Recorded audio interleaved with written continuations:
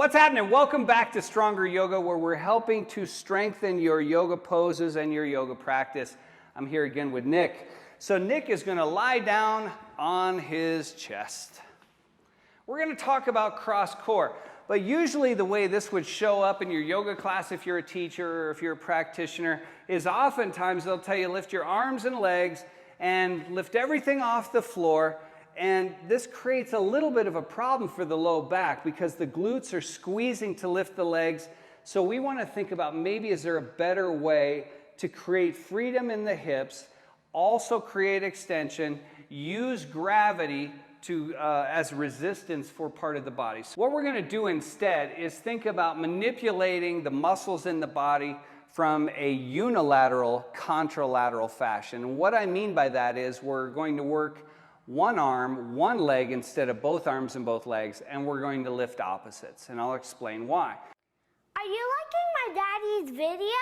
If so, hit the like button. Thanks a lot! So what Nick's going to do is lift his right leg and his left hand, and he doesn't have to lift them really high into the air, okay? We're not trying to overload this glute. So he just wants to get it off the floor.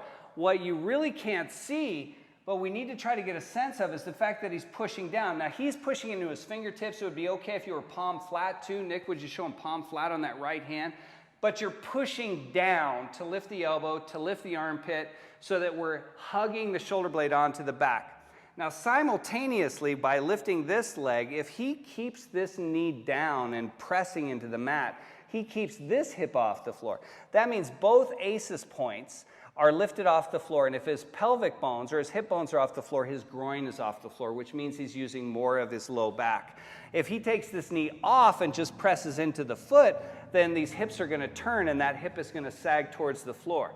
So I want you to think about trying to keep your pelvis and your groin off the floor in your prone back bend instead of lifting everything. Lift up everything, Nick, and that means that this becomes the crunch point. He's thrusting his groin into the ground and squeezing everything right here. We have a lot more freedom the other way. Thanks for checking out this video on how you can improve your back bends right here on the floor. We'll be back with another video soon. Hey everybody, thanks for checking out our video on Salabhasana. Please leave us a comment and let us know what you think about our cross-core variation to help take the crunch out of your back while performing this pose. If you like this video, be sure and hit the like button, subscribe, and hit the notification bell so you're always up to date on our latest content, because we are super passionate about helping you develop a stronger yoga practice. Thanks for watching.